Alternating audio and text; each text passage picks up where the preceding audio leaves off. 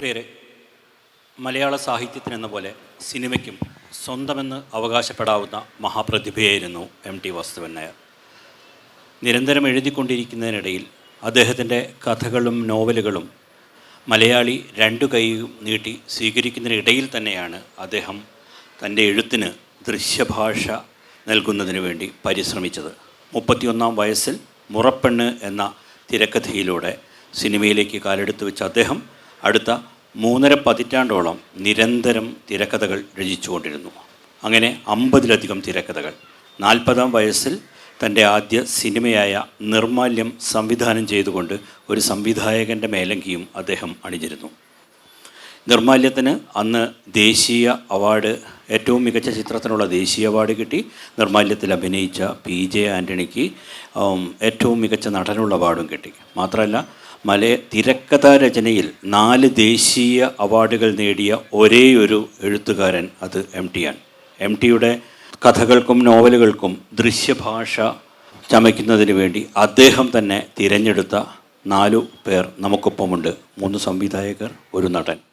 അതിൽ സീനിയറായ സിബി സാറുണ്ട്, സദയം എന്ന സിനിമയുടെ സംവിധായകൻ, അതോടൊപ്പം തന്നെ മലയാളത്തിലെ മികച്ച സംവിധായക പ്രതിഭകളിൽ ഒരാളായ ശ്യാമപ്രസാദുണ്ട്, മലയാളികളെ ഏറ്റവും അധികം ജനപ്രിയ സിനിമകൾ സംഭാവന ചെയ്തുകൊണ്ടിരുന്ന ലാൽ ജോസ് ഉണ്ട്, ഒപ്പം ടിയുടെ 9 സിനിമകൾ അഭിനയിച്ച വിനീതുണ്ട്. സിബി മലയിൽ സംവിധാനം ചെയ്ത സദയം എന്ന സിനിമ, അല്ലെങ്കിൽ അതിൻ്റെ തിരക്കഥ ടിയുടെ തന്നെ ഏറ്റവും മികച്ച തിരക്കഥകളിലൊന്നായിട്ട് ഗണിക്കപ്പെടുന്ന.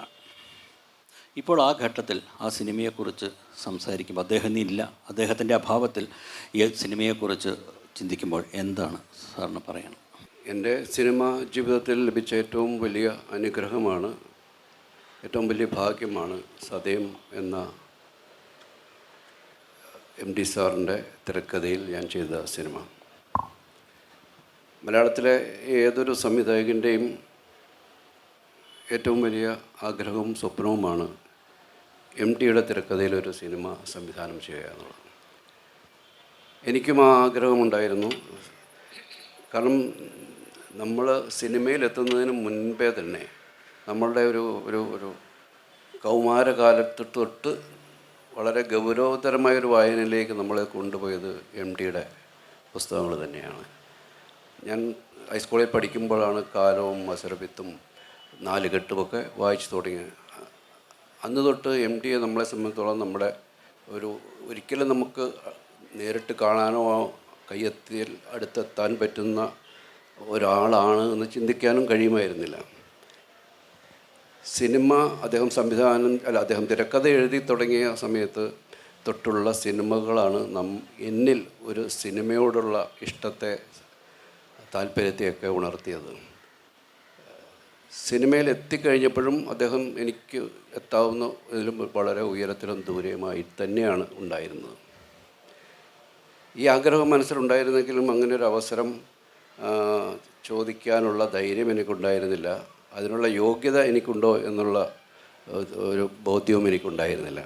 അതുകൊണ്ട് തന്നെ ഞാൻ ആ ഉള്ളിലെ ആഗ്രഹം അടക്കി നടക്കുമ്പോൾ വളരെ യാദൃശ്ചികമായിട്ടാണ് ഇങ്ങനൊരു അവസരം എൻ്റെ മുമ്പിലേക്ക് എത്തുന്നത്. അതിന് കാരണക്കാരനായത് 7 ആർട്സ് വിജയകുമാറാണ്. ഞാൻ അതിന് മുമ്പ് ചെയ്ത 3 സിനിമകളുടെ വിതരണം ചെയ്ത ആളാണ്. അപ്പോൾ അദ്ദേഹം പിന്നീട് ഒരു സിനിമ സ്വന്തമായിട്ട് നിർമ്മിക്കാനായി എന്നെ സമീപിച്ചപ്പോൾ ഞാൻ അദ്ദേഹത്തിൻ്റെ മുമ്പിൽ വെച്ച ഒരു കണ്ടീഷനാണ്, എനിക്ക് ടി സാറിൻ്റെ ഒരു തിരക്കഥ കിട്ടുകയാണെങ്കിൽ അതാണ് എൻ്റെ ഏറ്റവും വലിയ സന്തോഷവും ഭാഗ്യവും. അദ്ദേഹം വളരെ ലാഘവത്തോടെ പറഞ്ഞു, ടി സാറ് കുഴപ്പമില്ല, അദ്ദേഹം ഇവിടെ വരുമ്പോൾ നമുക്ക് സംസാരിക്കാം. അങ്ങനെ ടി സാറുമായിട്ട് സംസാരിക്കുന്നു. ടി സാറ് മുമ്പിൽ ഞാൻ പോയി ഇരിക്കുന്നത് വല്ലാത്ത പേടിയാണ്. അന്നും ഏറ്റവും ഒടുവിൽ കാണുമ്പോഴും ഒക്കെയും എൻ്റെ ഉള്ളിൽ വല്ലാത്തൊരു ഭയവും ബഹുമാനവും ഒക്കെ കൂടി തന്നെയാണ് ഞാൻ അദ്ദേഹത്തെ സമീപിക്കാറുള്ളത്. പക്ഷെ അദ്ദേഹം എന്നിലുള്ള ആ ഭയത്തെയും ബഹുമാനത്തെയും ഒക്കെ അദ്ദേഹം ഒട്ടും പരിഗണിക്കാതെ തന്നെയാണ് എന്നോട് ഇടപെടുന്നത്. വളരെ സൗഹൃദത്തോടെ നേരത്തെ ഒരുപാട് പ്രാവശ്യം കണ്ട ഒരാളെന്ന നിലയിൽ തന്നെയാണ് എന്നെ പരിഗണിച്ചിട്ടുള്ളത്. അദ്ദേഹം ആദ്യം എൻ്റെ അടുത്ത് പറഞ്ഞത്, നമുക്ക് ഒരു വലിയ സിനിമ ചെയ്യാം, ജൂലിയസ് സീസർ ചെയ്യാം, മോഹൻലാലിൻ്റെയും മമ്മൂട്ടിയൊക്കെ നമുക്ക് ഉൾപ്പെടുത്തി ഒരു വലിയ സിനിമയായിട്ട് ചെയ്യാം എന്ന് പറയുമ്പോൾ എനിക്ക് ഇരട്ടി സന്തോഷമാണ്. നമുക്ക് ഒരിക്കലും പ്രതീക്ഷിക്കാത്ത ഒരു ചെറിയ ഒരു പൂ ചോദിച്ചപ്പോഴത്തേക്ക് ഒരു പൂക്കാലം ഒരു വസന്തം തരുന്നു എന്ന് പറയുന്ന പോലെയുള്ളൊരു വലിയ ഭാഗ്യമാണ് എൻ്റെ മുമ്പിലേക്ക് വെച്ച് നീട്ടിയത്.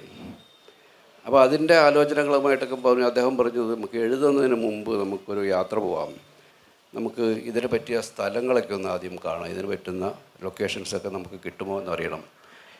അങ്ങനെ ഒരു യാത്ര പോയത് അദ്ദേഹത്തിൻ്റെ കൂടെ എനിക്ക് തോന്നുന്നു ദക്ഷിണ കർണാടക മുഴുവനും കാറിൽ സഞ്ചരിച്ചിട്ടും ഞാനും സാറും വിജയകുമാറും കൂടെയാണ്. ആ യാത്രയിലാണ് എം ടി സാറിൻ്റെ മുഖത്ത് നിന്ന് ഒരുപാട് കാര്യങ്ങൾ കേൾക്കാനായിട്ട്, പഠിക്കാനായിട്ട്, അറിയുവാനായിട്ടിടയായ ഒരു യാത്രയാണത്. യാത്രയിലുടനീളം എം ടി സാറ് സംസാരിച്ചുകൊണ്ടിരുന്നു. അതിനു മുമ്പ് വരെയും ഒട്ടും സംസാരിക്കാത്ത, അധികം മനസ്സ് തുറക്കാത്ത ഒരാൾ എന്നുള്ള ചിന്തയെ മാറ്റിമറിച്ചത് ആ യാത്രയാണ്. ഒരുപാട് കാര്യങ്ങൾ അദ്ദേഹം സംസാരിച്ചു. ഞാനൊരു കേൾവിക്കാരനായിട്ട് യാത്രയിൽ ഉടനീളം ഉണ്ടായിരുന്നു. ഞങ്ങൾ മർക്കാറ, മൈസൂർ അങ്ങനെയുള്ള ഒരുപാട് സ്ഥലങ്ങളിൽ പോയി കുറേ സ്ഥലങ്ങളൊക്കെ കണ്ടു. പക്ഷെ തിരിച്ചു വന്നു കഴിഞ്ഞപ്പോൾ ഒരു ഘട്ടം കഴിഞ്ഞപ്പോൾ സാറ് പറഞ്ഞത്, ഇതിൻ്റെ ബഡ്ജറ്റിനെ പറ്റിയൊക്കെ ഒന്ന് ആലോചിക്കുക, നമുക്ക് മലയാളത്തിന് പറ്റുമോ. അങ്ങനെ വിജയകുമാറുമായിട്ട് ഇരുന്ന് സംസാരിച്ച് വരുന്നപ്പോഴാണ് അതൊരു അക്കാലത്ത് മലയാള സിനിമയ്ക്ക് ഉൾക്കൊള്ളാൻ കഴിയുന്നതിനേക്കാളും വലിയൊരു ബഡ്ജറ്റിൽ ചെയ്യേണ്ട സിനിമയാണ് അത്. ഒരു സാമ്പത്തികമായിട്ടുള്ളൊരു ഒരു ഒരു വിജയം, അല്ലെങ്കിൽ അത് ഒരു തിരിച്ചു കിട്ടാൻ, മുടക്കം മുതൽ തിരിച്ചു കിട്ടാവുന്ന ഒരു പ്രോജക്റ്റായിട്ട് അത് മാറാൻ സാധ്യതയില്ല അന്നത്തെ കാലഘട്ടത്തിൽ എന്നുള്ളൊരു തോന്നലിൽ നിന്നും ആണ് ആ പ്രോജക്റ്റ് മാറ്റാൻ തീരുമാനിച്ചത്. അതോടെ എൻ്റെ മനസ്സിലുണ്ടായിരുന്ന വലിയ ആ ഒരു സ്വപ്നം ഇല്ലാതായി തീരുമെന്ന് ഞാൻ ഭയപ്പെടുമ്പോൾ എം ടി സാറ് അത് മനസ്സിലാക്കിയിട്ടാണ് അദ്ദേഹം പറഞ്ഞത്, നമുക്കൊരു ചെറിയ സിനിമ ചെയ്യാം. അങ്ങനെയാണ് സതയത്തിലേക്ക് എത്തുന്നത്. ശത്രു എന്ന കഥയുടെ കാര്യവും ആ കഥയ്ക്കുണ്ടാകാനുണ്ടായ കാരണങ്ങളും ആ സംഭവം അദ്ദേഹം ഈ കോഴിക്കോട് നഗരത്തിൽ വെച്ചുണ്ടായ ആ ഒരു ഇൻസിഡൻ്റൊക്കെ അദ്ദേഹം വിവരിക്കുകയും അങ്ങനെയാണ് സതയത്തിലേക്ക് എത്തുന്നത്. അപ്പോൾ സതയത്തിലേക്ക് എത്തുമ്പോൾ എനിക്ക് അദ്ദേഹം പറഞ്ഞു, ഞാൻ എഴുതി ഒരു ഘട്ടം കഴിയുമ്പോൾ വരൂ, ഞാൻ വായിക്കാം പറഞ്ഞു. അങ്ങനെ എഴുതി പൂർത്തിയാക്കി കഴിഞ്ഞപ്പോഴാണ് എന്നെ വിളിച്ചു. അദ്ദേഹം ബീച്ച് ഹോട്ടലിലായിരുന്നു. അവിടെ ഇരുന്നിട്ട് ചോദിച്ചു, എഴുതി ഒരു ഫസ്റ്റ് ഡ്രാഫ്റ്റ് ആയിട്ടുണ്ടെന്ന് കേട്ടു നോക്കുമെന്ന് പറഞ്ഞു. അദ്ദേഹം തന്നെയാണ് ഒരു മേശയ്ക്കപ്പുറവും ഇപ്പുറവും ഇരുന്ന് എനിക്കത് വായിച്ചു തരുന്നത്. അതൊക്കെ സ്വപ്നത്തിൽ പോലും നമുക്ക് ചിന്തിക്കാൻ കഴിയാത്തൊരു അനുഭവമാണ്. അദ്ദേഹം എൻ്റെ മുമ്പിലിരുന്ന് അദ്ദേഹം എഴുതുന്നത് എനിക്ക് വായിച്ചു തരുന്നു. വായിച്ച് പൂർത്തീകരിച്ച ശേഷം ചോദിച്ചു, എന്തെങ്കിലും പറയാനുണ്ടോ? ഞാൻ പറഞ്ഞു, എനിക്കൊന്നും പറയാനില്ല. അല്ല, എന്തെങ്കിലും മാറ്റങ്ങളോ തിരുത്തലുകളോ? ഞാൻ പറഞ്ഞു, ഒന്നും എനിക്കൊന്നുമില്ല സാറ്, എനിക്കൊക്കെ ആലോചിച്ചിട്ട് എന്തെങ്കിലും ഉണ്ടെങ്കിൽ പറയൂന്ന് പറഞ്ഞു. അത് കഴിഞ്ഞാൽ അടുത്തോളം നമുക്കൊന്ന് കണ്ണൂർ സെൻട്രൽ ജയിലിലൊന്ന് പോകാം, അതൊന്നും അതിൻ്റെ അകമൊക്കെ ഒന്ന് കണ്ടോളൂ എന്ന് പറഞ്ഞു. അങ്ങനെ പോയതാണ്. അവിടെ പോയപ്പോഴാണ് ഈ ജയിലിനകത്തുള്ള കണ്ടംപ്റ്റ് സെല്ലിനെ കുറിച്ചൊക്കെയുള്ള കാര്യങ്ങൾ ഞാനും നേരിട്ട് കാണുന്നത്. ജയിലിനകത്ത് ഒരു കമ്പി വേലിക്കുള്ളിൽ വളച്ചു കെട്ടിയ ഒരു പോർഷനുണ്ട്. അത് ഈ ജയിലിൻ്റെ നടുക്കായിട്ടാണ്. അപ്പോൾ അവിടേക്ക് ഞങ്ങളും ജയിലറും ജയിൽ സൂപ്രണ്ടും കൂടെ നടന്ന് പോകുമ്പോൾ അവിടെ ഒരാൾ ഈ കണ്ടംപ്റ്റ് സെല്ലിൻ്റെ വളപ്പിനുള്ളിൽ ചെടിക്ക് വെള്ളം ഒഴിച്ചുകൊണ്ട് ഒരാൾ നിൽപ്പുണ്ട്. ജയിൽ വേഷത്തിൽ തന്നെയുള്ള ഒരാൾ, പൊക്കം കുറഞ്ഞൊരു മനുഷ്യനാണ്. അപ്പോൾ ഇവിടെ നിന്ന് സൂപ്രണ്ട് വിളിച്ചു പറഞ്ഞു, അവനെ അകത്തേക്ക് കയറ്റാൻ പറഞ്ഞു. ഇപ്പോൾ 2 ലൈൻ കെട്ടിടങ്ങളുണ്ട് അതിനകത്ത്. അതിൻ്റെ ഒരു മുറിയിലേക്കാണ് അയാളെ കയറ്റുന്നത്. എന്നിട്ടാണ് പറഞ്ഞത്, അതാണ് റിപ്പർ ചന്ദ്രൻ. ഇയാൾ രാഷ്ട്രപതിക്ക് ദയാഹർജി സമർപ്പിച്ചിട്ട് കാത്തു നിൽക്കുകയാണ്. ഞങ്ങളെ നോക്കി ചിരിക്കുന്നൊക്കെ ഉണ്ട്. പിന്നീട് അവിടെ നിന്ന് പോകുന്ന ശേഷമാണ് ജയിലിൻ്റെ ചില എഴുത്തിൽ അദ്ദേഹം കുറച്ചുകൂടെ മാറ്റങ്ങൾ വരുത്തിയത്. ഈ ഒരു ജയിൽ സന്ദർശനത്തിന് ശേഷമാണ് അദ്ദേഹം തിരക്കഥയിൽ അത്യാവശ്യം വേണ്ട അവിടെ നിന്ന് കിട്ടിയ ഇൻഫർമേഷൻസൊക്കെ വെച്ച് കുറച്ചും കൂടെയൊക്കെ തിരുത്തലുകൾ, മാറ്റങ്ങളൊക്കെ വരുത്തി ചെയ്യുന്നത്. പക്ഷേ എന്നെ സംബന്ധിച്ചിടത്തോളം ആ സിനിമ ഞാൻ ചെയ്ത ഏറ്റവും സങ്കീർണമായൊരു തിരക്കഥയാണ്. സങ്കീർണമെന്ന് അർത്ഥം പറയുകയാണെങ്കിൽ അതൊരു നോൺ ലീനിയർ സ്വഭാവത്തിലുള്ള ഒരു തിരക്കഥയാണ്. 4 വ്യത്യസ്തങ്ങളായ കഥാപാത്രങ്ങളുടെ കാഴ്ചപ്പാടിലൂടെ പറയുന്ന കഥയാണ്. അത് ഒരു ലീനിയർ ലെവലിലേക്ക് എത്തുകയും പലരുടെ കാഴ്ചപ്പാടുകളിലൂടെ, ഓർമ്മകളിലൂടെ പറഞ്ഞു വരുന്ന കഥയ്ക്കൊരു ഒറ്റ ഒരു ചരടിലേക്ക് അത് കോർത്തിണക്കപ്പെടുന്നുണ്ട്. പക്ഷെ അത് വളരെ കോംപ്ലിക്കേറ്റഡ്. ഞാൻ അതിനു മുമ്പ് അത്തരത്തിലൊരു കോംപ്ലിക്കേറ്റഡ് ആയിട്ടുള്ളൊരു തിരക്കഥ ചെയ്തിട്ടില്ല. പിന്നെ എം ടി സാറിൻ്റെ തിരക്കഥയാണെന്നുള്ളതിൻ്റെ ഒരു വല്ലാത്ത ഭയവും ബഹുമാനമൊക്കെ ഞാൻ ആ സിനിമ ചെയ്യുമ്പോൾ എൻ്റെ ഉള്ളിലുണ്ടായിരുന്നു. അതുകൊണ്ട് തന്നെ വളരെ ശ്രദ്ധയോടുകൂടി തന്നെയാണ് ഞാൻ അതിനെ സമീപിച്ചത്. പക്ഷേ എനിക്ക് ഏറ്റവും വലിയ ടെൻഷൻ തരുന്ന സമയങ്ങൾ അദ്ദേഹം ലൊക്കേഷനിലെത്തുമ്പോഴാണ്. ഞാനിവിടെ കോഴിക്കോട്, അതിൻ്റെ ഒരു പോർഷൻ കോഴിക്കോടാണ് ഷൂട്ട് ചെയ്തത്. ഇവിടെ ജാഫർ ഖാൻ കോളനി എന്ന് പറയുന്ന അവിടെ അന്ന് ഇത്രയൊന്നും ആ സ്ഥലം അത്രയും തിരക്കുള്ളൊരു സ്ഥലമായിരുന്നില്ല. അത് വളരെ ഒഴിഞ്ഞൊരു തെങ്ങിൻതോപ്പൊക്കെ ആയിരുന്നു. അവിടെയാണ് ഒരു സെറ്റ് ഇട്ടിട്ട് മോഹൻലാലിൻ്റെ വീടായിട്ടൊക്കെ ഷൂട്ട് ചെയ്യുന്നത്. അതുകൊണ്ട് തന്നെ ഇടയ്ക്ക് 2-3 ദിവസം കൂടുമ്പോൾ അദ്ദേഹം അവിടെ വരും. അദ്ദേഹം വരുന്ന ആ സമയമാണ് എൻ്റെ ജീവിതത്തിലെ ഏറ്റവും വലിയ ടെൻഷൻ ഞാൻ അനുഭവിച്ച സമയങ്ങൾ. കാരണം ഞാൻ ഈ ചെയ്തുകൊണ്ടിരിക്കുന്ന അദ്ദേഹം അവിടെ ഇരുന്നൊരു കസേരയിൽ ക്യാമറയ്ക്ക് പുറകിലിരുന്ന് നോക്കുന്നുണ്ട്, കാണുന്നുണ്ട്. ഞാൻ കാണിക്കുന്നത് മണ്ടത്തരമാണോ, ഇതാണോ അദ്ദേഹം ഉദ്ദേശിച്ചത്, ഇതാണോ അദ്ദേഹം എഴുതി വെച്ചപ്പോൾ അദ്ദേഹം കണ്ടതാണോ ഞാനിപ്പോൾ ചെയ്തുകൊണ്ടിരിക്കുന്നത് എന്നൊക്കെയുള്ളൊരു കൺഫ്യൂഷൻ ഉണ്ടായിരുന്നു. പക്ഷെ അദ്ദേഹം ഒന്നും മിണ്ടുകയില്ല. കുറേ നേരം അവിടെ ഇരുന്ന ശേഷം ഒന്നും പറയാതെ കുറച്ച് കഴിയുമ്പോൾ പോവുകയും ചെയ്യും. അതുകൊണ്ട് അദ്ദേഹത്തിൻ്റെ മുഖത്തിൽ നിന്നും നമുക്കൊരു ഒരു ഒരു അദ്ദേഹത്തിൻ്റെ ഇഷ്ടാനിഷ്ടങ്ങളെ തിരിച്ചറിയാൻ കഴിയുകയുമില്ല. പടം പൂർത്തീകരിക്കുന്നതിന് മുമ്പ് അതിനകത്ത് 2 സിറ്റുവേഷൻസ് ഉണ്ടായിരുന്നു. എനിക്ക് എം ടി സാറിനോട് ഒരു അഭിപ്രായം പറയേണ്ടി വന്നൊരു ഘട്ടത്തെക്കുറിച്ച് സൂചിപ്പിക്കാം. അതിനകത്ത് 2 പാട്ടുകളുണ്ടായിരുന്നു. ഒന്ന് ജോൺസണാണ് എൻ്റെ മ്യൂസിക് ഡയറക്ടർ. ഒരു പാട്ട് ജയിലിൽ വെച്ച് പാടുന്നതാണ്. അത് ജയിലിൽ വെച്ച് ശ്രീനിവാസൻ്റെ കഥാപാത്രം പാടുന്നതായിട്ടാണ് തിരക്കഥയിലുള്ളത്. അത് ഒരു 2 ലൈൻ മാത്രമാണ് സിനിമയിൽ ഉപയോഗിച്ചത്. മറ്റൊരു പാട്ട് ഈ മോഹൻലാലിൻ്റെ കഥാപാത്രം ഈ പെൺകുട്ടികളുമായിട്ടൊക്കെയുള്ളൊരു സൗഹൃദം ഡെവലപ്പ് ചെയ്യുന്നതിൻ്റെയും അയാൾ ഈ നഗരത്തിൽ വന്നിട്ട് അയാൾ ഇവിടുത്തെ ഈ സാഹചര്യങ്ങളുമായിട്ടൊക്കെ പൊരുത്തപ്പെടുന്നതിൻ്റെയൊക്കെ ഒരു ഭാഗമായിട്ടൊരു പാട്ടായിരുന്നു.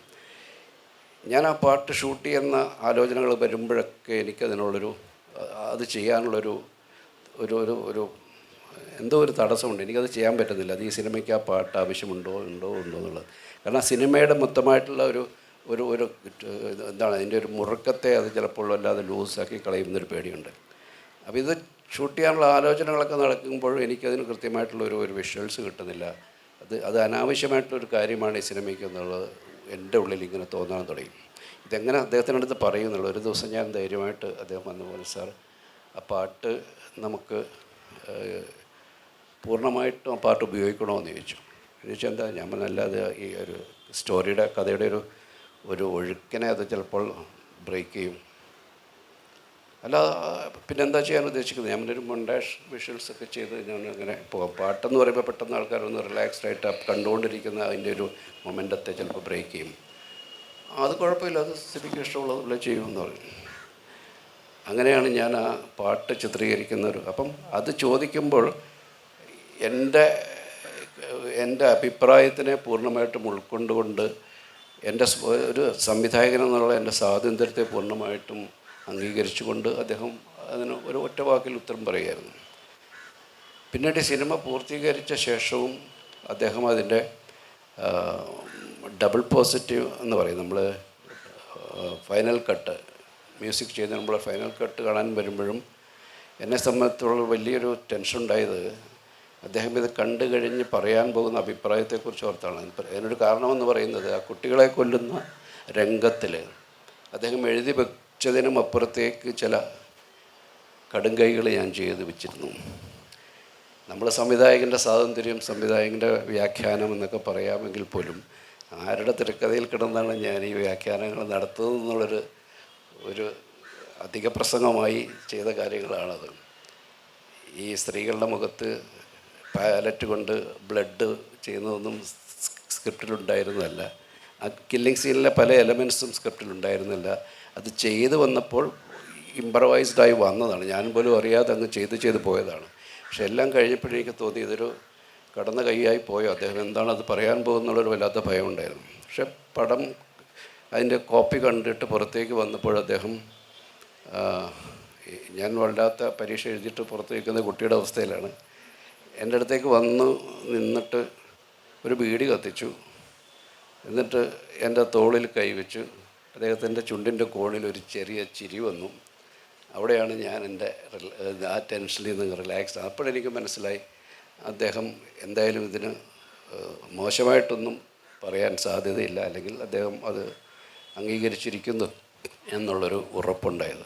എം ടിയുടെ അവസാനത്തെ സിനിമാ സംരംഭമായിരുന്നു മനോരഥങ്ങൾ. ഈ മനോരഥങ്ങൾ എന്ന സിനിമ അല്ലെങ്കിൽ ഒരു ഗ്രൂപ്പ് ഓഫ് സിനിമാസ്, ചെറിയ ലഘു സിനിമകളാണ്. അതിൽ കാഴ്ച എന്ന് പറയുന്ന അതിമനോഹരമായ ഒരു കഥ സംവിധാനം ചെയ്യുന്നതിന് വേണ്ടി എം ടി ആവശ്യപ്പെട്ടിരുന്നത് ശ്യാമപ്രസാദിനോടായിരുന്നു. ഈ ഒരു നിയോഗം അല്ലെങ്കിൽ ഈ ഒരു അവസരത്തെ അതെങ്ങനെയാണ് ഇപ്പം നോക്കിക്കാണുന്നത്? ഒരു സാഹിത്യപ്രേമി എന്നുള്ള രീതിയിൽ ശ്രീ എം ടിയുടെ കഥകൾ എന്നും എനിക്ക് സാഹിത്യത്തെക്കുറിച്ച് മാത്രമല്ല, ആധുനിക കല ഏത് രീതിയിലാണ് മനുഷ്യനെ നോക്കിക്കാണേണ്ടത്, എങ്ങനെയാണത് ചിത്രീകരിക്കേണ്ടത് എന്നുള്ളതിനൊക്കെ വലിയ പാഠപുസ്തകങ്ങളായിരുന്നു. ആദ്യം സ്കൂൾ കാലത്ത് വായിച്ച കഥകൾ മുതൽ എം ടിയുടെ പല കഥകളും സിനിമകളാക്കണമെന്ന് എനിക്ക് ആഗ്രഹം തോന്നിയിട്ടുണ്ട്. വലിയ സിനിമകളല്ല, ചെറിയ സിനിമകൾ. ഞാൻ ഈ ദൂരദർശനിൽ വർക്ക് ചെയ്തുകൊണ്ട് ഹ്രസ്വചിത്രങ്ങൾ ചെയ്യാനുള്ളൊരു സാഹചര്യമൊക്കെ ഉണ്ടായിരുന്നതുകൊണ്ട് കഥകളെ കഥകളായിട്ട് തന്നെ പ്രസൻറ്റ് ചെയ്യാനുള്ളൊരു സൗകര്യം ഉണ്ടായിരുന്നു. അങ്ങനെ പല കഥകളും അങ്ങനെ തോന്നിയിട്ടുണ്ട്. ഒരു മുഴുനീള തിരക്കഥ ഞാൻ അദ്ദേഹത്തിൽ നിന്ന് ഒരിക്കലും ചോദിച്ചിട്ടില്ല, ഞാൻ പ്രതീക്ഷിച്ചിട്ടുമില്ല, ഞാൻ ആഗ്രഹിച്ചിട്ടുമില്ല. പക്ഷേ പല കഥകളും എന്നെ കൊതിപ്പിച്ചിട്ടുണ്ട്. അത് ചിലതൊക്കെ നിർമ്മാണത്തിൻ്റെ സാഹചര്യങ്ങൾ വരെ 2 കഥകൾ ചേർത്തുകൊണ്ട് ഞാനൊരു തിരക്കഥ എഴുതുകയും അത് ഈ വിലാപയാത്ര എന്നുള്ളൊരു ലഘു നോവലും പെരുമഴയുടെ പിറ്റേന്ന് എന്നുള്ള കഥയും ചേർത്തുകൊണ്ടുള്ളൊരു സിനിമയുടെ ഒരു ഔട്ട്ലൈൻ ഉണ്ടായിരുന്നു. അത് അദ്ദേഹമായിട്ട് ഞാൻ സംസാരിച്ചിരുന്നു. അദ്ദേഹം അത് തിരക്കഥ വായിച്ചു നോക്കിയില്ല, പക്ഷേ ആ പ്രോജക്റ്റിന് പൊതുവിൽ മുൻപോട്ട് പോയിക്കോളൂ എന്നുള്ള രീതിയിൽ ഒരു സമ്മതം തന്നു. പക്ഷേ നിർഭാഗ്യവശാൽ അത് നടന്നില്ല. പിന്നെ അദ്ദേഹത്തിന് ജ്ഞാനപീഠം കിട്ടിയപ്പോൾ ദൂരദർശൻ്റെ നാഷണൽ നെറ്റ്വർക്കിന് വേണ്ടി അദ്ദേഹത്തെക്കുറിച്ചൊരു ഡോക്യുമെൻ്ററി ചെയ്യാനുള്ളൊരു സൗകര്യം കിട്ടി. അപ്പോഴാണ് കുറേയും കൂടി അടുക്കുന്നത്. പക്ഷേ ഒരു തിരക്കഥ ചോദിക്കാനായിട്ട് എനിക്ക് തോന്നിയില്ല. പക്ഷേ സന്ദർഭവശാൽ OTTകളുടെ ഒക്കെ ഒരു കാലത്താണ് എം ടിയുടെ കഥകൾ ഒന്നിച്ച് കാണാനുള്ള ഒരു 9 കഥകൾ ഒന്നിച്ച് ചിത്രീകരിക്കാനുള്ള ഐഡിയ ഉണ്ടാവുകയും അശ്വതിയും ഒക്കെ ചേർന്നിട്ടുള്ളൊരു നിർമ്മാണ സംഘം സമീപിക്കുകയും ചെയ്തത്. അപ്പോൾ ഈ കഥ എം ടി സാറ് തിരഞ്ഞെടുത്താണെന്നാണ് ഞാൻ അറിയുന്നത്. എൻ്റെ എനിക്ക് വേറെ ചോയ്സുകൾ ഉണ്ടായിരുന്നു, പക്ഷേ ഈ കഥയാണ് ചെയ്യാൻ തീരുമാനിച്ചത്. അപ്പോൾ അതിൽ വർക്ക് ചെയ്യാൻ തുടങ്ങി. അദ്ദേഹമായിട്ടുള്ള നിരവധി 2 or 3 സിറ്റിങ്സ് ഉണ്ടായിരുന്നു. അപ്പോൾ ഇത് ഒരു ഫിലിം മേക്കറുടെ ക്രിയേറ്റീവ് വിഷനായി മാറുന്ന തരം സിനിമ ഉണ്ടാക്കാനാണ് എനിക്കിഷ്ടം. തിരക്കഥയുടെ ഒരു ചിത്രീകരണമായിട്ടല്ല, ഫിലിം മേക്കറുടെ വിഷനിലേക്ക് എങ്ങനെ റൈറ്ററെ ഇൻകോർപ്പറേറ്റ് ചെയ്യാം എന്ന് ആലോചിക്കുന്ന ഒരാളാണ് ഞാൻ. അത് എഴുത്തുകാരനോട് പൂർണ്ണ ബഹുമാനം വെച്ചുകൊണ്ട് തന്നെ ഫിലിം മേക്കറുടെ ആർട്ടാണ് സിനിമ എന്ന് വിചാരിക്കുന്ന ഒരാളാണ് ഞാൻ, മറ്റു പലരെയും പോലെ. അപ്പോൾ അത് എങ്ങനെയാണ് ഈ കഥയ്ക്ക് ഇന്നത്തെ ഒരു കോണ്ടെക്സ്റ്റിൽ ഈ പുതിയ മാധ്യമത്തിൻ്റെ ഒരു സംവേദനശീലങ്ങൾക്കും സംവേദന ശക്തിക്കും അനുസരിച്ചിട്ട് ആ കഥയിൽ മാറ്റങ്ങൾ വരുത്താനുള്ള സാധ്യതകൾ ഒക്കെ ആലോചിച്ചത്. എം ടി സാറിന് അന്ന് പൊതുവേ സുഖമില്ലാത്തൊരു സമയമായിരുന്നു ഈ ഡിസ്കഷൻ്റെ കാലഘട്ടത്തിലൊക്കെ. അപ്പോൾ അതുകൊണ്ട് അദ്ദേഹത്തിന് അത്ര സജീവമായിട്ട് പങ്കെടുക്കാൻ സാധിച്ചിട്ടില്ല. അശ്വതിയിലൂടെയാണ് അധികവും വന്നിട്ടുള്ളത്. പക്ഷേ അതിലെ പ്രധാന കഥാപാത്രത്തിൻ്റെ ഒരു ജീവിത വ്യാപാരം, ആ സാഹചര്യങ്ങൾ, അതിലെല്ലാം വളരെ കാതലായിട്ടുള്ള മാറ്റങ്ങൾ എനിക്ക് കൊണ്ടുവരണമെന്നുണ്ടായിരുന്നു. ഒരു ഫിലിം എന്നുള്ള രീതിയിൽ അതിനെ കൺസീവ് ചെയ്യണം എന്നുള്ളൊരു ആഗ്രഹം ഉണ്ടായിരുന്നു. അത് പൂർണ്ണമായത് അദ്ദേഹം കൂടി ഒരു ഫിലിം മേക്കർ ആയതുകൊണ്ട് ആ ഒരു പ്രോസസ്സ്, ഒരു ഫിലിം മേക്കറുടെ പ്രോസസ്സ് എന്താണെന്ന് നേരിട്ട് അറിവുള്ള ഒരാളായതുകൊണ്ട് അത് വളരെ സന്മനസ്സോടുകൂടി അത് തുറന്ന് സമ്മതിച്ചു. അതിനകത്ത് പല മാറ്റങ്ങളുണ്ടായിട്ടുണ്ട്. അതിനകത്തെ പ്രധാന കഥാപാത്രത്തിൻ്റെ ദാമ്പത്യ ജീവിതത്തിൻ്റെ ഒരു ചിത്രം കുറേയും കൂടി വിശദമായും സിനിമയുടെ ഒരു ദൃശ്യ ശ്രാവ്യ സാധ്യതകളെ കുറേ കൂടി ഉപയോഗിച്ചുകൊണ്ടും ചെയ്യാനുള്ളൊരു സാഹചര്യം ഉണ്ടായിരുന്നു. അത് പൂർണ്ണമായും അദ്ദേഹത്തിൻ്റെ സപ്പോർട്ട് അതിലുണ്ടായിരുന്നു. എന്നെ സംബന്ധിച്ചിടത്തോളം അത് വളരെ ഒരു ചാരിതാർത്ഥ്യജനകമായിട്ടുള്ളൊരു എക്സ്പീരിയൻസായി അവസാനം അത് കലാശിച്ചു. സിനിമ അവസാനത്തെ പ്രിവ്യൂവിന് ശേഷം 1-2 ചെറിയ അഭിപ്രായങ്ങൾ മാത്രമേ ഉണ്ടായിരുന്നുള്ളൂ. അതിനേക്കാളുമൊക്കെ വളരെ എന്നെ സംബന്ധിച്ചോളം വളരെ ഹൃദയസ്പൃക്കായിട്ടുള്ള കാര്യം അദ്ദേഹത്തിൻ്റെ സഹധർമ്മിണിയെ അതിനകത്ത് അഭിനയിപ്പിക്കാനുള്ളൊരു സാധ്യതയുണ്ടായി. അപ്പോൾ ഞാൻ ടീച്ചറോട് ചോദിച്ചു, ടീച്ചർ ചെയ്യണമെന്നാണ് എൻ്റെ ആഗ്രഹം. മറ്റ് പല അഭിനേത്രികളുടെയും വളരെ നല്ല അഭിനേത്രികളുടെ പേരുകളൊക്കെ ഉണ്ടായിരുന്നു, പക്ഷേ എനിക്ക് ടീച്ചറെ കൊണ്ട് ചെയ്യിക്കണം എന്നുണ്ടായിരുന്നു. അപ്പോൾ ചോദിച്ചു നോക്കൂ, ശ്യാം തന്നെ ചോദിച്ചു നോക്കൂ എന്ന് പറഞ്ഞു. അങ്ങനെ ഞാനത് ചോദിക്കുകയും അദ്ദേഹത്തിന് ശരിയാവുമോ എന്ന് എന്നോട് ചോദിച്ചു. ഞാൻ പറഞ്ഞു തീർച്ചയായും ശരിയാവും, റെഡിയാക്കാം. അങ്ങനെ അപ്പോൾ അതൊരു ആ കുടുംബവുമായിട്ട് വളരെ അടുത്തും ഒക്കെ ഇടപഴകാനുള്ളൊരു സന്ദർഭം ഈ കാര്യം കൊണ്ടുണ്ടായി. വളരെ എന്നെ സംബന്ധിച്ച് വളരെ ഹാപ്പി ആയിട്ടുള്ള സിനിമകൾ ചെയ്തതിനേക്കാളൊക്കെ എനിക്ക് വളരെയധികം സംതൃപ്തി തന്നിട്ടുള്ള ഒരു അനുഭവമായിരുന്നു കാഴ്ച. നീലത്താമര എന്ന കഥയെ ബേസ് ചെയ്തിട്ട് ആദ്യം ഒരു സിനിമ ചെയ്ത് യൂസഫ് അലി കച്ചേരിയാണ്. അത് കഴിഞ്ഞൊരു 3 പതിറ്റാണ്ടിന് ശേഷം അതേ കഥയെടുത്തിട്ട് വീണ്ടും ഒരു പുതിയ സിനിമ അല്ലെങ്കിൽ ഒരു പുതിയ ദൃശ്യഭാഷ അതിനുണ്ടാക്കാൻ വേണ്ടിയിട്ടുള്ളൊരു പരിശ്രമം നടത്തിയത് എന്തായിരുന്നു? ശരിക്കും ഇങ്ങനെ അത്ര കുറച്ച് അപൂർവമായൊരു കാര്യമാണ്. ഇങ്ങനെയൊരു ചോയ്സിലേക്ക് എത്താനുള്ള കാരണം എന്തായിരുന്നു? ആക്ച്വലി ഞാൻ ആ സിനിമയുടെ നിർമ്മാതാവിന് വേണ്ടി വേറൊരു കഥ ആലോചിക്കുകയായിരുന്നു. അപ്പോൾ ആ സമയത്താണ് ഒരു ദിവസം അദ്ദേഹം പറഞ്ഞു, MT സാറിന് അദ്ദേഹത്തിൻ്റെ ഒരു പഴയ സിനിമ വീണ്ടും സിനിമയാക്കിയാൽ കൊള്ളാമെന്നൊരു താല്പര്യമുണ്ട്. എന്നുവെച്ചാൽ ഏത് സിനിമയാണ്? ഇപ്പോൾ നീലത്താമരയാണ്. ഞാൻ നീലത്താമര കണ്ടിട്ടില്ല. നീലത്താമര ഞാൻ സ്കൂളിൽ പഠിക്കുന്ന കാലത്ത് വന്ന ഒരു സിനിമയാണ്. അതുകൊണ്ട് ഞാൻ ആ സിനിമ കണ്ടിട്ടില്ല. അല്ല, അത് നമുക്ക് കുഴപ്പമില്ല, നീ അത് പറയാൻ പോണ്ട, നമുക്ക് അദ്ദേഹത്തിനൊന്ന് പോയി കാണാം, നിനക്ക് വിരോധം ഉണ്ടോയെന്ന് ചോദിച്ചു. അപ്പോൾ ഞാൻ പറഞ്ഞു, ഞാൻ പറഞ്ഞ കഥ മായ്ച്ച് കളഞ്ഞേക്ക്, MT സാറിൻ്റെ ഒരു സ്ക്രിപ്റ്റ് എന്നുള്ള ഇതാണ്. അങ്ങനെ ഈ കോഴിക്കോട് ഇപ്പോൾ നമ്മൾ താമസിക്കുന്ന ഹോട്ടലിൽ തന്നെ വെച്ചാണ് ആദ്യമായിട്ട് അദ്ദേഹത്തെ മീറ്റ് ചെയ്യുന്നത്. അപ്പോൾ അന്ന് പറഞ്ഞു, സാറിനെ കണ്ടപ്പോൾ ഞാൻ പറഞ്ഞു, ഞാൻ ഈ പഴയ നീലത്താമര കണ്ടിട്ടില്ല സാറിന്. അപ്പോൾ അത് നോക്കി ചിരിച്ചിട്ട് പറഞ്ഞു, അത് നന്നായി, അപ്പോൾ നിനക്ക് നിൻ്റെ സിനിമ ചെയ്യാൻ പറ്റും എന്ന് പറഞ്ഞിട്ട് ആ നീലത്താമരയുടെ ഒരു പ്രിൻ്റഡ് സ്ക്രിപ്റ്റ് ഉണ്ടായിരുന്നു, അത് എനിക്ക് തന്നു. എന്നിട്ട് പറഞ്ഞു, അത് വായിച്ചു നോക്കും, എന്നിട്ട് നമുക്ക് വായിച്ചു കഴിഞ്ഞിട്ട് നമുക്ക് പിന്നീട് വീണ്ടും ഇരിക്കാമെന്ന് പറഞ്ഞു. അപ്പോൾ അതൊരു ചെറിയ പുസ്തകമാണ്, ഞാൻ നല്ല സ്പീഡിൽ വായിക്കുന്നതാണ്. അപ്പോൾ ഞാൻ പറഞ്ഞു, ഇത് ഞാൻ ഇപ്പം തന്നെ വായിക്കാമെന്നാണ്. അത് വേണ്ട, പോയി വായിച്ച് കുറച്ച് ദിവസം അതിനെക്കുറിച്ചൊക്കെ ആലോചിച്ചിട്ട് വരുമെന്ന് പറഞ്ഞു. അങ്ങനെ ഞാൻ തിരിച്ചൊറ്റപ്പാലത്ത് ചെന്ന് ഇത് വായിച്ച് 2 ദിവസം ഞാൻ വെറുതെ ഇരുന്നു. എന്നിട്ട് സാറിനെ വീണ്ടും വിളിച്ച് വീണ്ടും വന്ന് ഞങ്ങൾ കണ്ടു. അപ്പം എന്നെ സംബന്ധിച്ചിടത്തോളം ഇതൊരു ഭയങ്കര സന്തോഷമുള്ള കാര്യമാണ്. അത് ഞാൻ ആ സിനിമ ചെയ്യുന്നതുകൊണ്ട് വിരോധമുണ്ടെന്ന് അദ്ദേഹത്തോട് പ്രൊഡ്യൂസറും ആൾക്കാരൊക്കെ അന്വേഷിച്ചിരുന്നു. അപ്പോൾ അയാൾ കുഴപ്പമില്ല എന്ന് പറഞ്ഞു. അങ്ങനെ നമുക്ക് ഒരു നിധി വീണ് കിട്ടിയതുപോലെയാണ്. അപ്പോൾ വന്ന് ഞാൻ അദ്ദേഹത്തെ കണ്ടു. 10 ദിവസം എൻ്റെ കൂടെ എറണാകുളത്തേക്ക് വന്നു. അവിടെ ഇരുന്ന് അവിടുത്തെ ഡിസ്കഷനിലാണ്. അപ്പോൾ എന്നോട് ചോദിച്ചാൽ എന്താണ് സ്ക്രിപ്റ്റ് വായിച്ചിട്ട് എന്താ തോന്നിയതെന്ന് ചോദിച്ചു. അപ്പോൾ ഞാൻ പറഞ്ഞത്, കുഞ്ഞുമാളുവിൻ്റെ ജീവിതം എന്ന് പറയുന്നതൊരു അവളുടെ ജീവിതം എന്ന് പറയുന്നതൊരു വലിയ ബുക്കാണെങ്കിൽ അതിലത്തെ ഒരു ചാപ്റ്റർ മാത്രമാണ് ഈ നീലത്താമര എന്ന് പറയുന്നത്. അപ്പം അതിന് ശേഷം അവൾക്ക് എന്ത് സംഭവിച്ചു എന്നുള്ളൊരു കാര്യത്തിനെ അഡ്രസ്സ് ചെയ്യാൻ പറ്റിയ പഴയ സിനിമയിൽ നിന്ന് എന്തെങ്കിലും ഒരു മാറ്റം ഉണ്ടാവും, വേറൊരു രീതിയിൽ അതിനെ കുറച്ചും കൂടിയും ഒരു പ്രതീക്ഷയുള്ള ഒരു കാര്യം അവളുടെ ജീവിതത്തിൽ സംഭവിച്ചു പിന്നീട് ഉള്ളൊരു സാധനം കൊണ്ടുവരാൻ പറ്റിയാൽ നല്ലതായിരിക്കുമെന്ന് എനിക്ക് തോന്നിയെന്ന് പറഞ്ഞു. അപ്പോൾ അത് ഞാൻ ആലോചിച്ചൊരു കാര്യമാണ്, നമുക്ക് ഡിസ്കസ് ചെയ്യാമെന്ന് പറഞ്ഞാൽ എൻ്റെ കൂടെ എറണാകുളത്ത് വന്നു. 10 ദിവസം ഞങ്ങൾ ഒരുമിച്ച് ഉണ്ടായിരുന്നു.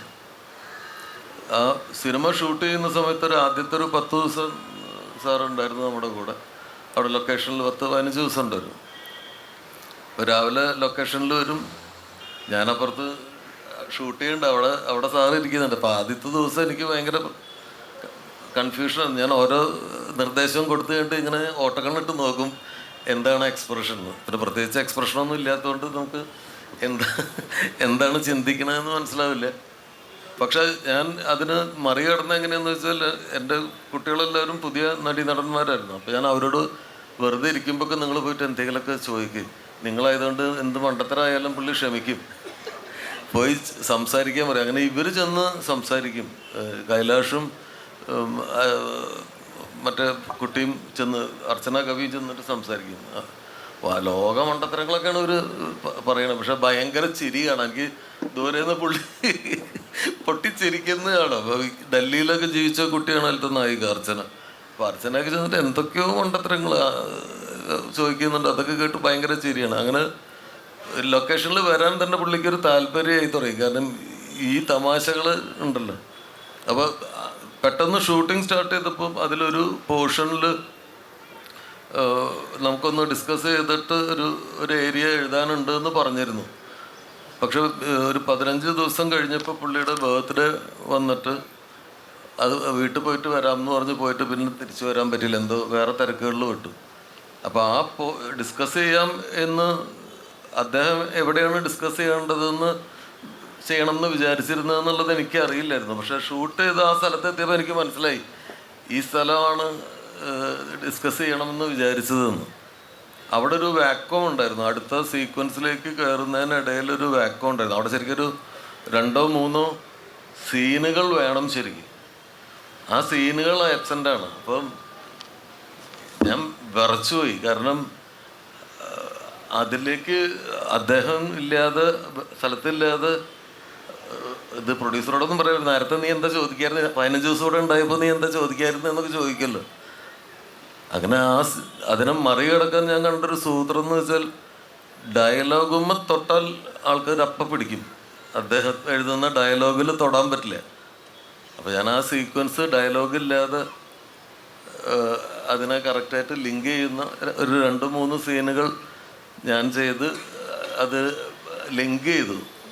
അത് കഴിഞ്ഞ് ഈ സിനിമ അദ്ദേഹം കാണുന്ന സമയത്ത് ഞാനിങ്ങനെ വിറച്ചിട്ടാണ് ഇരിക്കുന്നത്. കാരണം ആ സ്ഥലത്തെത്തുമ്പോൾ എന്തായിരിക്കും, അത് അദ്ദേഹം ചെയ്തതല്ല എന്നറിയാമല്ലോ. പക്ഷെ അത് കഴിഞ്ഞിട്ട് എന്നോട് പറഞ്ഞു, ആ സീക്വൻസാണ് നമ്മൾ ഡിസ്കസ് ചെയ്യണമെന്ന് ഞാൻ അന്ന് പറഞ്ഞത്, അത് നന്നായി നീ മറികടന്നു എന്ന് പറഞ്ഞു. അത് കറക്റ്റാണ്, അത് ആപ്റ്റാണ്, അത്ര തന്നെയാണ് വേണ്ടു, ആവശ്യത്തിൽ കൂടുതലൊന്നുമില്ല എന്ന് പറഞ്ഞു. 3 സംവിധായകർക്കിടയിൽ MTയുടെ ഒരു നടൻ, ഒരുപക്ഷെ മമ്മൂട്ടിയെപ്പോലെ തന്നെ കൂടുതൽ MT സിനിമകളിൽ അവസരം ലഭിച്ച, അല്ലെങ്കിൽ അഭിനയിക്കാൻ ഭാഗ്യം ലഭിച്ച നടനാണ് വിനീത്. വിനീത് ആദ്യം അഭിനയിക്കുന്ന IV ശശിയുടെ പടത്തിലാണെങ്കിലും വിനീത് എന്ന നടൻ MTയുടെ കണ്ടെത്തലായാണ് മലയാളി കണക്കാക്കുന്നത്. നക്ഷത്രങ്ങൾ തൊട്ട് ഇങ്ങോട്ട് നിരന്തരം അഭിനയിച്ചുകൊണ്ട്. അപ്പോൾ MT എന്ന എഴുത്തുകാരൻ്റെ സിനിമ തിരക്കഥയിൽ അഭിനയിക്കാൻ പോകുമ്പോൾ എന്തെങ്കിലും തയ്യാറെടുപ്പുകൾ നടത്തിയിരുന്നോ, അല്ലെ MTയെക്കുറിച്ച് വായിച്ച് അറിഞ്ഞ് ആ രീതിയിലാണോ ആ ഒരു ചെറിയ പ്രായത്തിൽ വിനീത് ആ സിനിമയിലേക്ക് എത്തിയത് എന്നറിയാൻ ആഗ്രഹമുണ്ട്. MT സാറിനെ അനുസ്മരിക്കുന്ന ഈ വേളയിൽ അദ്ദേഹത്തിൻ്റെ സ്മരണയ്ക്ക് മുൻപിൽ ഞാൻ സാഷ്ടാംഗം പ്രണമിക്കുന്നു. ഇവിടെയുള്ള ഗുരുജനങ്ങൾക്കും മഹൽ വ്യക്തികൾക്കും നല്ലവരായ നാട്ടുകാർക്കും എൻ്റെ നമസ്കാരം. എനിക്ക് 15 വയസ്സായിരുന്നു അപ്പോൾ. ആക്ച്വലി ഒരു ദൈവാനുഗ്രഹം പോലെ വന്നതാണ്. കാരണം ഞാൻ കലാമണ്ഡലം സരസ്വതി ടീച്ചറെടുത്ത് ഒരു 6th സ്റ്റാൻഡേർഡ് 11-12 ഇയേഴ്സ് ആ പ്രായം മുതൽ ഞാൻ നൃത്തം വളരെ ചിട്ടയോടുകൂടി അഭ്യസിക്കാൻ തലശ്ശേരിയിൽ നിന്ന് കാലിക്കറ്റിൽ എല്ലാ ആഴ്ചയും, ഇതായിരുന്നു എൻ്റെ ഒരു റെഗുലർ റുട്ടീൻ. വീക്കെൻഡ്സ് വെള്ളിയാഴ്ച വന്ന് 2 ദിവസം ക്ലാസ് കഴിഞ്ഞ് പോവുക. അപ്പോൾ ആ പ്രായത്തിൽ ഊട്ടിയിൽ നിന്ന് നാട്ടിൽ വന്ന സമയമാണ്. ഊട്ടിയിലായിരുന്നു ഞാൻ എൻ്റെ പ്രൈമറി സ്കൂളിൽ. സോ മലയാള ഭാഷ ഒട്ടും വശമല്ലായിരുന്നു. വായന അതൊക്കെ ഇവിടെ വന്നിട്ട് പഠിക്കാൻ തുടങ്ങി. സോ വായന അങ്ങനെ ഒരു കോൺസെപ്റ്റ് അന്നില്ല. അന്ന് ഈ മലയാളം വായിക്കുന്ന ഇംഗ്ലീഷ് ചെറിയ ഷോർട്ട് സ്റ്റോറീസ് അതൊക്കെ വായിച്ചു എന്നല്ലാതെ MT സാർ അറിയാം. പക്ഷെ ഒരു തീവ്ര സിനിമാ പ്രേമിയായിരുന്നു.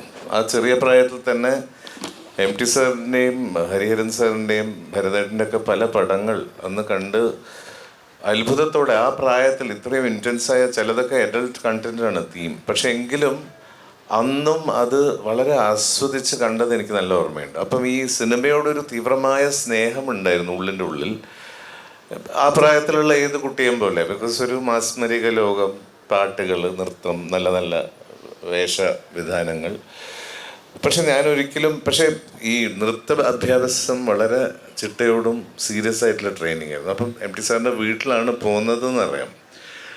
അവിടെ 1-2 പ്രാവശ്യമാണ് ടീച്ചറുടെ ലിവിങ് റൂമിൽ എനിക്ക് സ്പെഷ്യൽ ക്ലാസ് ആയിരുന്നു. ഞാൻ I never been in A group of girls അങ്ങനെയല്ല ഞാൻ പഠിച്ചത്. ആ സമയത്ത് ടീച്ചറുടെ സ്പെഷ്യൽ ക്ലാസ്സസ് ആയിരുന്നു. അപ്പം 1-2 തവണ എം ടി സാർ ആ സ്റ്റെപ്സിൽ ഇറങ്ങി വരുന്നൊരു വിഷ്വൽ എനിക്ക് നല്ല ഓർമ്മയുണ്ട്. അല്ലാതെ ഒരു പേഴ്സണൽ ഇൻട്രാക്ഷനോ അങ്ങനെയൊന്നും ഇല്ലായിരുന്നു. അപ്പം എനിക്ക് തോന്നുന്നു ടീച്ചർ സജസ്റ്റ് ചെയ്തിട്ടാവണം ഭരതേട്ടനോട് ഋഷ്യശൃംഗൻ എന്ന് പറഞ്ഞിട്ട് 1984 ഭരതേട്ടൻ സംവിധാനം ചെയ്യുന്ന ചിത്രത്തിന് വേണ്ടി സജസ്റ്റ് ചെയ്തിട്ട് എനിക്കൊരു ടെലിഗ്രാം വരികയാണ് ഭരതേട്ടൻ്റെ അടുത്ത് നിന്ന്, start immediately to play an important role in Mahabharata. അപ്പോൾ ഐ വാസ് ഇൻ 9th. അപ്പോൾ ഡെഫിനറ്റ്ലി അത് എം ടി സാർ സജസ്റ്റ് ചെയ്തിട്ടാണ് പോയതെന്നാണ് ഞാൻ വിശ്വസിക്കുന്നത്. ഇതൊക്കെ ടീച്ചർ സജസ്റ്റ് ചെയ്യുന്നുണ്ടാവും. സോ അത് പക്ഷേ ആ പ്രോജക്റ്റ് എന്നെ ഫിക്സ് ചെയ്തു വന്ന് ഋഷിശൃംഗനായിട്ട് അന്ന് ഫിക്സ് ചെയ്ത് ആ പ്രോജക്റ്റ് നടക്കാതെ പോയി. പിന്നെ അതേ സമയത്താണ് ശശിയേട്ടൻ്റെ ഇടനിലങ്ങൾ, എം ടി സാറിൻ്റെ സ്ക്രിപ്റ്റാണ്. അതിൽ സുകുമാരി ആൻറ്റിയുടെ മകനായിട്ട് ഒരു കഥാപാത്രമുണ്ട്. അപ്പോൾ അത് സരസ്വതി ടീച്ചറുടെ ഒരു ശിഷ്യൻ, ഇങ്ങനെ ഒരു പയ്യനുണ്ട്. അതുകൊണ്ട് ദാമോദരൻ മാഷാണ് തലശ്ശേരി വന്ന് അച്ഛനെ കാണുന്നത്. So this was the beginning. അപ്പം ഞാൻ ഓൾറെഡി ചാർജ്ഡ് അപ്പാണ്. ഋഷ്യശൃംഗൻ നടന്നില്ല. ക്ലാസ്സിൽ വരുമ്പം സരസ്വതി ടീച്ചർ ട്രെയിനിങ്ങിൻ്റെ സമയത്ത് ഇപ്പം ഡാൻസ് റിലേറ്റഡ് ആയിട്ട് എന്തെങ്കിലും ഫിലിംസ് ഉണ്ടെങ്കിൽ ടീച്ചർ ഇങ്ങനെ പറഞ്ഞെന്ന് എനിക്ക് ഓർമ്മയുണ്ട്. അപ്പോൾ ഒരു പ്രാവശ്യം ടീച്ചർ പറഞ്ഞു, ലാലിനെയും ശോഭനയും വെച്ച് വാസുവേട്ടൻ ശശിയുമായിട്ട് രംഗം എന്നൊരു ചിത്രം പ്ലാൻ ചെയ്യുന്നുണ്ടെന്ന് തോന്നുന്നു. അത് നൃത്തത്തിന് ബേസ് ചെയ്തിട്ടുള്ളതാണ്, കഥകളി ബേസ് ചെയ്തിട്ടുള്ള. അന്ന് ടീച്ചർ ഇങ്ങനെ പറഞ്ഞത് എനിക്ക്. അപ്പം എൻ്റെ ധാരണ ആ ചിത്രത്തിൽ ഈ സ്റ്റുഡൻസൊക്കെ ആയിട്ടുണ്ടാവില്ലേ, അതിന് വന്നതായിരിക്കണം. ബിക്കോസ് ദാമോദരൻ മാഷ്ക്ക് ക്യാരക്ടർ എന്താണെന്ന് അറിയില്ല. എം ടിയുടെ സ്ക്രിപ്റ്റാണ്, ഐ വി ശശിയുടെ സംവിധാനം, അതിലൊരു കഥാപാത്രം. അപ്പോൾ എനിക്കിത് കേട്ട ഉടനെ രംഗം ആണ് എൻ്റെ അപ്പം അതേസമയം സൈമൾട്ടേനിയസ്ലി ഷൂട്ടിംഗ് നടക്കുന്ന പടങ്ങളാണ്. അപ്പം ഞാൻ ചാർജ്ഡപ്പായി. ഞാൻ പറഞ്ഞു, ഞാൻ അച്ഛനോട് പറഞ്ഞു, അല്ല ഇപ്പോൾ സ്കൂളുണ്ട് എങ്ങനെയാണ്, ഇപ്പം എന്തായാലും പോയി നോക്കട്ടെ, എന്നിട്ട് നെക്സ്റ്റ് ഡേ അച്ഛൻ ഹെഡ് മാസ്റ്ററോട് സംസാരിക്കണം. That was the beginning actually. അപ്പം ഞാൻ ഈ ഇടനിലങ്ങൾ സെറ്റിലെത്തുമ്പം it was a dream world for me, seeing all these popular Mammukka, Lalettan, Seema ചേച്ചി, ശശിയേട്ടൻ. അതിന് അന്നത്തെ ഒരു ഷൂട്ടിംഗ് അറ്റ്മോസ്ഫിയർ എന്ന് പറഞ്ഞാൽ ജനസമുദ്രമായിരുന്നു. അന്ന് പാലക്കാട് ഒരു ഇൻറ്റീരിയർ ഗ്രാമത്തിലായിരുന്നു. സോ ഞാനൊരു വണ്ടർലാൻഡിൽ പോയ പോലെ ഇങ്ങനെ അത്ഭുതത്തോടെ നോക്കായിരുന്നു ഇവരെ.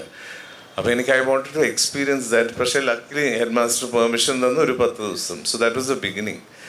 സോ എനിക്ക് തോന്നുന്നത് ആ തുടക്കം തീർച്ചയായിട്ടും സരസ്വതി ടീച്ചറുടെ സ്റ്റുഡൻറ്റ് എന്നുള്ള maybe M T sir would have observed something. അല്ലാതെ ഞാനായിട്ടൊരു അഭിപ്രായം അല്ല ഒരു ആഗ്രഹമോ അത് ഇതുവരെ ഉണ്ടായിട്ടില്ലായിരുന്നു.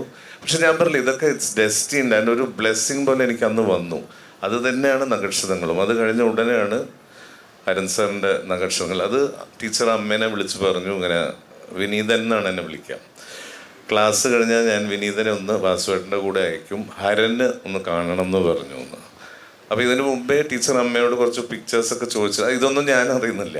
അപ്പോൾ അമ്മ കുറച്ച് ഫോട്ടോസ്, അതിൽ ഞാനും എൻ്റെ ഒരു പെറ്റ് മങ്കി ഉണ്ടായിരുന്നു, അതുള്ള പിക്ചറൊക്കെ അങ്ങനെ എം ടി സാർ അതൊരു കഥാപാത്രമായി മാറ്റി ചിത്രത്തിൽ. അങ്ങനെ ആ കുരങ്ങിന് സെപ്പറേറ്റ് ഒരു കൂടൊക്കെ ആയിട്ടാണ് അന്ന് ഷൂട്ടിങ്ങിന് പോകുന്നത്. അപ്പോൾ അന്ന് അതൊരു വളരെ രസകരമായും എനിക്ക് വളരെ പ്രഷ്യസ് ആയ ഒരു മെമ്മറിയാണത്. So I just share that with you. Class കഴിഞ്ഞ് ഞാൻ വെയിറ്റ് ചെയ്യുമ്പം എം ടി സാർ ഇറങ്ങി വന്നു. അപ്പോഴൊക്കെയാണ് ആദ്യമായിട്ടൊന്ന് ശരിക്കും കാണുന്നത് സാറിനെ. അപ്പോൾ കാറിന് എന്തോ ഒരു പ്രോബ്ലം, പോവാൻ ഡ്രൈവർ എത്തിയില്ല എന്ന് എന്തോ. അപ്പം ഹരൻ സാറൊക്കെ വെയിറ്റിംഗ്. അപ്പോൾ അവിടുത്തെ വാച്ച്മാനോ ആരോ ഒരു ഓട്ടോറിക്ഷ പിടിച്ചുകൊണ്ട് വന്ന് എം ടി സാറും ഞാൻ സൈഡിൽ ഇരുന്ന്, അളകാപുരിൻ്റെ സൈഡിൽ അന്ന് റിജൻസി എന്ന് പറഞ്ഞൊരു ഹോട്ടലുണ്ടായിരുന്നു, അത് പുതിയ ഹോട്ടലാണ്, അവിടേക്ക് പോവാണ്. അപ്പം ഞാൻ ഈ സൈഡിൽ ഇരിക്കുകയാണ്, എം ടി സാർ ഇവിടെ ഇരിക്കുന്നുണ്ട് സൈഡിൽ, സംസാരമൊന്നുമില്ല. നേരെ അവിടെ ഞാനിങ്ങനെ നമുക്കെല്ലാം എപ്പോഴും ഇറ്റ് ഇസ് ബീൻ ഭയഭക്തി ബഹുമാനം. അതിന് there is a distance because we were all children and he was such a great person. So അന്ന് അങ്ങനെ ഒരു കോൺവെർസേഷനോ അങ്ങനെ ഒന്നുമില്ല. അവിടെ ഇറങ്ങുമ്പോഴാണ് ഹരിഹരൻ സാർ, വിജയകുമാർ സാർ, ശിവനാഥ്, അതിൻ്റെ വേറൊരു മിസ്റ്റർ ഗോപിനാഥ് എന്ന് പറഞ്ഞൊരു പാർട്ട്ണർ ഉണ്ടായിരുന്നു. ഇവരൊക്കെ ഇറങ്ങി വന്ന് എം ടി സാറെ റിസീവ് ചെയ്യാൻ, എന്താ വെച്ചാൽ കാറില്ല, ഓട്ടോറിക്ഷയിലാണ് വന്നത്. അങ്ങനെ അതായത് ആ ടു സേവ് ദ ടൈം, മനസ്സിലായോ? അതിൽ കാറ് വെയിറ്റ് ചെയ്യും അതൊന്നുമല്ല, അപ്പം തന്നെ വന്ന് പോകാന്ന് പറഞ്ഞിട്ട് അവർ ഓട്ടോ പിടിച്ച് അങ്ങനെ വന്നു. അപ്പോൾ ആ occasion ONV Kurup sir was there inside. അദ്ദേഹത്തിന് MT സാർ നക്ഷത്രങ്ങളുടെ കഥ നെറേറ്റ് ചെയ്യാണ്. അപ്പോൾ അന്നാണ് ഹരൻ സാർ എന്നെ ആദ്യമായിട്ട് കാണുന്നത്. അപ്പോൾ കണ്ട ഉടനെ അങ്ങനെ ഒരു 2 തട്ട് തട്ടി, ആ ഇതാണ് നമ്മുടെ ഹീറോ എന്നൊക്കെ പറഞ്ഞ് സാർ എന്നെ അകത്തേക്ക് കൊണ്ടുപോയി. അപ്പോൾ ഞാനൊരു സൈഡിൽ ഒരു സ്റ്റൂളിലിരുന്നു. MT സാർ ഒരു ചാരുകസേലുണ്ട് അവിടെ പണ്ടത്തെ, അതിൽ MT സാർ ഇരിക്കുന്നു. സോ ഈ ഇമേജൊക്കെ എൻ്റെ മനസ്സിൽ it's like treasured forever. ONV sir sitting in one side, Haran sir on the cot. MT sir started narrating, നക്ഷത്രങ്ങളുടെ കഥ പറയാണ്. എനിക്ക് തോന്നുന്നു അങ്ങനെ ഒരു സൗഭാഗ്യം കിട്ടിയ ആർട്ടിസ്റ്റ് വളരെ കുറവ്. ആ ഫുൾ നെറേഷൻ ആ പ്രായത്തിൽ ഞാൻ അവിടെ ഇരുന്ന് കേട്ടു. എന്തോ ഭാഗ്യത്തിനോട് എന്നാൽ പോകാമെന്നൊന്നും പറഞ്ഞില്ല. അതുകൊണ്ട് ഞാൻ അവിടെ ഇരുന്നത് കൊണ്ട് സാക്ഷാൽ MT വാസുദേവൻ നായർ ഒരു കഥ നെറേറ്റ് ചെയ്യുന്നത്. അതർവൈസ് അങ്ങനെ ഒരു സിസ്റ്റം ഉണ്ടെന്ന് എനിക്ക് തോന്നുന്നില്ല. കാരണം ഞങ്ങൾ പോയാൽ സ്ക്രിപ്റ്റ് തരും. ഹരൻ സാറിൻ്റെ ഒക്കെ ഞാൻ 8 പടങ്ങളാണ് ചെയ്തത് MT സാറിൻ്റെ സ്ക്രിപ്റ്റിൽ. അതിൽ 5 എണ്ണം ഹരൻ സാർ, 1 ശശിയേട്ടൻ, Prathap Pothen, Rithubhedam. And so that was my ഞാൻ തീർച്ചയായിട്ടും ഇറ്റ് വാസ് ഒരു God's grace through Saraswathi teacher it happened. And പക്ഷെ അതൊരു ആ പ്രായത്തിൽ ആ ടെൻഡർ ഏജിൽ MT സാറിൻ്റെ scripts was a learning experience for an actor.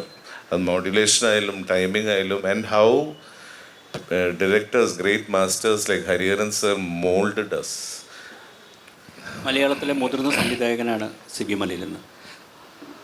തനിയാവർത്തനവും കിരീടവും പോലെയുള്ള സിനിമകൾ, വലിയ സിനിമകൾ ചെയ്ത സിബി സാറിന് ഇപ്പം MT എന്ന സംവിധായകനെ കുറിച്ച് ചുരുക്കത്തിൽ എന്താണ് പറയുന്നത്? MT സാറിൻ്റെ ഒരു പ്രയോറിറ്റി ആയിരുന്നില്ല സിനിമ സംവിധാനം ചെയ്യുക എന്നുള്ളതാണ് എനിക്ക് തോന്നിയിട്ടുള്ളത്. കാരണം അദ്ദേഹം എഴുത്തിലാണ് അഭിരമിച്ചു കൊണ്ടേയിരുന്നത്. സിനിമയിൽ പോലും തിരക്കഥ എന്ന മേഖലയിൽ തന്നെയാണ് അദ്ദേഹം ഏറ്റവും നന്നായിട്ട് വ്യാപരിച്ചു കൊണ്ടിരുന്നതും.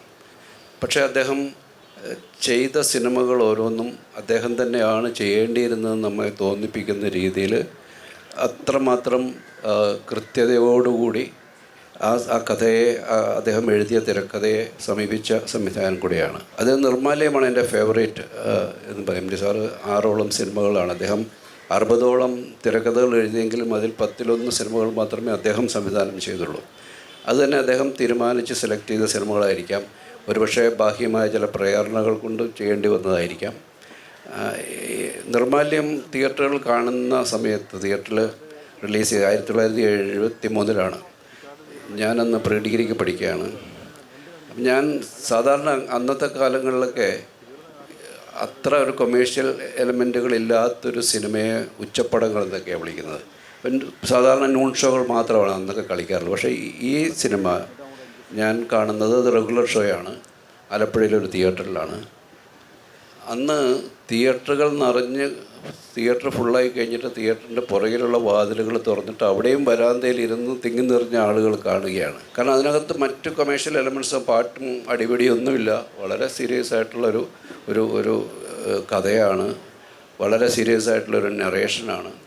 അപ്പം ഇന്ന് ഞാൻ അത്ഭുതപ്പെടുകയാണ്, അന്ന് എങ്ങനെയാണ് തിയേറ്റർ നിറഞ്ഞ്, ഞാനും തിയേറ്ററിൻ്റെ പുറത്തെ വരാന്തയിൽ നിന്നാണ് ഈ സിനിമ കാണുന്നത്. ആ സിനിമ എനിക്ക് തോന്നുന്നത് മലയാള സിനിമയിലെ ഏറ്റവും ബോൾഡായിട്ടുള്ളൊരു സിനിമയാണ്. ഇന്ന് നമുക്ക് അങ്ങനെ ഒരു സിനിമ ചെയ്യാനുള്ള സാഹചര്യമില്ല എന്നുള്ളതാണ്. MT സാറിൻ്റെ മറ്റ് സിനിമകളും അദ്ദേഹം ചെയ്തു. ഇപ്പം മഞ്ഞായാലും ബന്ധനമായാലും വാരിക്കുഴിയും, ഇതോരോന്നും അദ്ദേഹം ചെയ്യേണ്ട സിനിമകൾ തന്നെയായിരുന്നു നമ്മൾ തോന്നിപ്പിക്കുന്ന രീതിയിൽ തന്നെയാണ്. എന്നാൽ ഒരിക്കലും ഈ സിനിമകളൊക്കെ ഒരു കൊമേഴ്ഷ്യൽ സക്സസ് ആക്കാൻ ഉള്ള പ്രത്യേകമായ ശ്രമങ്ങളോ താല്പര്യങ്ങളോ അദ്ദേഹത്തിന് ഉണ്ടായിരുന്നില്ല. അത് വളരെ സത്യസന്ധമായിട്ടുള്ളൊരു കഥ പറച്ചിൽ മാത്രമാണ് അദ്ദേഹം സംവിധായകൻ എന്ന നിലയിൽ അവലംബിച്ചിട്ടുള്ളത്. ഇപ്പോൾ മറ്റുള്ളവർക്ക് വേണ്ടി എഴുതുമ്പോൾ, പ്രത്യേകിച്ചും ശശിയേട്ടനൊക്കെ വേണ്ടി എഴുതുമ്പോൾ കുറച്ചും കൂടെ കൊമേഴ്ഷ്യൽ വാല്യൂ ഉള്ളൊരു സിനിമയെ തന്നെയാണ് അദ്ദേഹം അതിനെ കണ്ടിരുന്നത്. ഹരൻ സാറാണ് എനിക്ക് തോന്നുന്നത് MT സാറിൻ്റെ ഏറ്റവും കൂടുതൽ സിനിമകൾ സംവിധാനം ചെയ്ത ആൾ. ഏറ്റവും എനിക്ക് തോന്നുന്നത്, ഞാൻ ഈ വടക്കൻ വീരഗാഥയൊക്കെ ഷൂട്ടിംഗ് നടക്കുമ്പോൾ ഞാൻ മമ്മൂട്ടിയെ കാണാൻ വേണ്ടിയിട്ട് ഗുരുവായൂർ, അവിടെ ഒരു ആനകളെയൊക്കെ സൂക്ഷിക്കുന്ന ആ ഒരു സ്ഥലമുണ്ട്. അവിടെയാണ് അതൊരു സെറ്റിട്ട് ഷൂട്ട് ചെയ്യുന്നത്. അപ്പോൾ ആ പോക്കിൽ എനിക്ക് 2 കാര്യങ്ങളാണ് താല്പര്യം. മമ്മൂട്ടിയെ കാണുന്നുള്ളതാണ് പ്രധാന യാത്രാ ഉദ്ദേശമെങ്കിലും എനിക്ക് MT സാറിനെ കാണണം. പിന്നെ അരുൺ സാറ് എങ്ങനെയാണ് ഒരു സീൻ ഷൂട്ട് ചെയ്യുന്നത് കാണണം.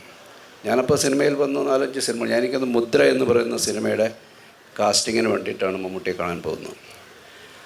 അപ്പോൾ ഞാൻ അന്നത്തെ ദിവസം മുഴുവൻ അവിടെ ചിലവഴിച്ചു. അരുൺ സാറ് ഷൂട്ട് ചെയ്തതും MD സാറും അരുൺ സാറുമായിട്ട് അതിനെപ്പറ്റിയൊക്കെ ഡിസ്കസ് ചെയ്യുന്നതൊക്കെ ഇങ്ങനെ കുറച്ചൊക്കെ ഇത് കാണുന്നുണ്ട്. എനിക്ക് തോന്നുന്നത് MD സാറിൻ്റെ സിനിമകളിൽ ഏറ്റവും എന്താണ് ഒരു ഡയറക്ടറുടെ ഏറ്റവും വലിയ ശക്തമായ ഒരു മേക്കിംഗ് നമ്മൾക്ക് അനുഭവിപ്പിച്ചത് വടക്കൻ വീരഗാഥ തന്നെയാണ്. വടക്കൻ വീരഗാഥയെ MD സാറ് കൊടുത്ത പുതിയ വ്യാഖ്യാനത്തെ അതിൻ്റെ ഒപ്പം നിന്നുകൊണ്ട് അരുൺ സാർ എന്ന് പറയുന്ന സംവിധായകൻ അതിനെ നമ്മളിലേക്ക് അതിൻ്റെ ദൃശ്യ ഭാഷ്യം നൽകി എത്തിക്കുമ്പോൾ അത് വളരെ പവർഫുള്ളാണ്.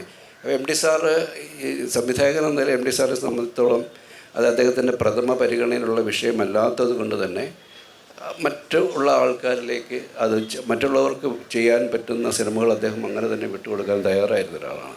MT സാറിനെ കുറിച്ച് എത്ര പറഞ്ഞാലും MTയെക്കുറിച്ച് എന്ന പ്രതിഭയെക്കുറിച്ച് എത്ര പറഞ്ഞാലും മതി വരില്ല. സമയത്തിൻ്റെ പരിമിതിയുണ്ട്. എങ്കിലും ഇത് അവസാനിപ്പിക്കുന്നതിന് മുമ്പ് ശ്യാമപ്രസാദിന് ഒരു ചോദ്യം. MT എന്ന ചലച്ചിത്രകാരനും സാഹിത്യകാരനും ഒന്ന് താരതമ്യം ചെയ്തുകൊണ്ട് സംസാരിക്കാം. താരതമ്യപ്പെടുത്തേണ്ടതുണ്ടോ എന്ന് എനിക്കറിയില്ല. രണ്ടും രണ്ട് മാധ്യമങ്ങളാണ്, രണ്ട് കലാകാരന്മാരാണ്, രണ്ട് സ്വത്വങ്ങളാണ് ഇത് ചെയ്യുന്നത്. ഫിലിമിൻ്റെ ഓഥർ ഫിലിം മേക്കറാണ്. ഓട്ട്യൂർ എന്നുള്ള തിയറി തന്നെ യൂറോപ്പിൽ 60s-ലും 70s-ലൊക്കെ വളരെ പ്രബലമായത് filmmaker as the author of the film എന്നുള്ളതാണ്. MT സാറ് ഫിലിം മേക്കറായ ആ റോൾ എടുത്തപ്പോൾ അദ്ദേഹം ആ ഓഥർഷിപ്പ് ഏറ്റെടുത്തിരിക്കുകയാണ് ആ സിനിമയുടെ. അതുകൊണ്ടാണ് നേരത്തെ ശ്രീ സിബി പറഞ്ഞ പോലെ ആ സിനിമയുടെ കലാപരവും ദാർശനികവുമായ എല്ലാ ഉത്തരവാദിത്വവും ഏറ്റെടുത്തുകൊണ്ടാണ്. അല്ലാതെ ഒരു ഫിലിം പ്രോജക്റ്റ് ഉണ്ടാക്കുന്ന ഒരു പങ്കാളി മാത്രമല്ല, അത് ആ ഓഥർഷിപ്പിൻ്റെ ഒരു പ്രൈഡുണ്ട്. അങ്ങനെയാണത് ചെയ്തിട്ടുള്ളത്. ഇന്ന് എനിക്ക് തോന്നുന്നു ഇന്നിപ്പം നമ്മൾ കഴിഞ്ഞ 10-15 വർഷമായ മലയാള സിനിമയിൽ കാണുന്ന ഒരു പുതിയ ഉണർവ്, ഒരു തുറസ്, അതിൻ്റെയൊക്കെ ആധാരശിലയിൽ വാസ്തവത്തിൽ നമുക്ക് MT സാറെ കാണാം. അത് ഫിലിം മേക്കിങ്ങിൻ്റെ ടെക്നോളജിയിലോ ഫിലിം മേക്കിങ്ങിൻ്റെ സ്റ്റൈലിലുണ്ടായ മാറ്റമല്ല. ജീവിതത്തെയും മനുഷ്യനെയും സമൂഹത്തെയും കുറേയും കൂടി സത്യസന്ധമായി കാണാനും അവതരിപ്പിക്കാനും ഉള്ള ശ്രമം ഫിലിം മേക്കറിൽ ആദ്യമായി മലയാള സിനിമയുടെ കാര്യത്തിൽ പറയുകയാണെങ്കിൽ ഇട്ടത് ശ്രീ MT ആണ്. അപ്പോൾ അത് ആ റൂട്ട് അവിടെ തിരിയണം. കാരണം അദ്ദേഹം ഒരു ഫിലിം റൈറ്ററായിട്ട് വരുന്ന സമയത്ത് തമിഴ് മെലോഡ്രാമകളാണ് മലയാളത്തിൽ അധികം ഉണ്ടായിരുന്നത്. തീർച്ചയായും തകഴിയുടെയും കേശവദേവൻ്റെയും ഉറൂബിൻ്റെയൊക്കെ കഥകൾ സിനിമകളായി വരുന്നുവെങ്കിലും സംഭാഷണ പ്രധാനമായിട്ടുള്ള ഒരു തിരനാടകത്തിൽ നിന്നും ഒരു നോവലിസ്റ്റിക് ആയിട്ടുള്ള ജീവിതത്തിൻ്റെ വിവിധങ്ങളായിട്ടുള്ള മുഖങ്ങളെ ഒരു മൊസൈക്ക് ആയിട്ട് അവതരിപ്പിക്കാനുള്ളൊരു ശ്രമം MTയിൽ നിന്നാണ് തുടങ്ങുന്നത്. ആ ഒരു ട്രൂത്തിനോടുള്ളൊരു കമ്മിറ്റ്മെൻറ്റ്, അതാണ് ഇന്നും മലയാള സിനിമയുടെ ശക്തിയായി തുടർന്നുകൊണ്ടിരിക്കുന്നത് എനിക്ക് തോന്നുന്നു. അങ്ങനെ ഒരു ക്ലോസിംഗ് നോട്ടോടുകൂടി നമുക്ക് തൽക്കാലം ഇത് അവസാനിപ്പിക്കാം. സമയപരിമിതി കൊണ്ട് മാത്രമാണ് ആവശ്യത്തിന് സംസാരിക്കാനുള്ള സമയം അതിഥികൾക്ക് കൊടുക്കാൻ കഴിഞ്ഞില്ല എന്നുള്ള ഒരു വേദനയുണ്ട്. അതിൽ മാപ്പ് ചോദിച്ചുകൊണ്ട് ഒരുപാട് നന്ദി. സിബി മലയിൽ, ശ്യാമപ്രസാദ്, ലാൽ ജോസ്, വിനീത്.